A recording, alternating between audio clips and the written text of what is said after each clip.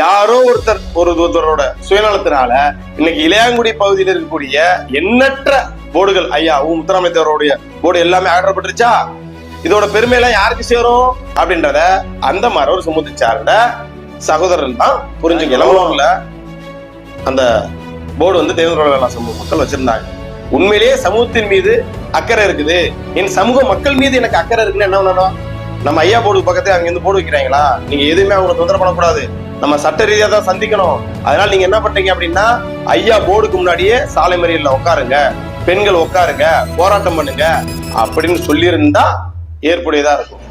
அதை விட்டுவிட்டு அவங்க போடுன்றாங்களா, அந்த போர்டை அடிச்சு நொறுக்குங்க, அந்த போர்டை புடிச்சு இழுங்க அப்படின்பாட எனக்கான கலாச்சாரத்தை எனக்கான வாழ்வில நான் பேசுறேன்.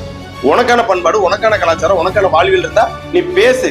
அதை விட்டுட்டு சில திருட்டு குரூப் எல்லாம் எங்களை பார்த்து ஒரு வார்த்தை சொல்லுது, சில சிரட்ட குரூப் எல்லாம் இன்னைக்கு எங்களை பார்த்து சிரட்டன்னு சொல்லுது. வெள்ளக்கார காலகட்டத்துல சிரட்டையில தண்ணி வாங்கி குடிச்ச, சிரட்டையில டீ குடிச்ச நபர்லாம் இன்னைக்கு எங்களை சமூக வலைத்தளங்களை சிரட்டைங்கிறான். இன்னைக்கு சிரிப்பு தான் வருது.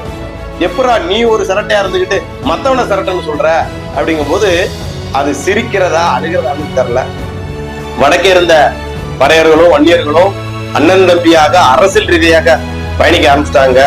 தெற்கே உள்ள தேவேந்திர உள்ள வேளாளர்களாகட்டும், மரவர்களாகட்டும் எல்லாருமே அண்ணன் தம்பியாக சகோதரத்துவமாக நம்ம இருக்கணும்.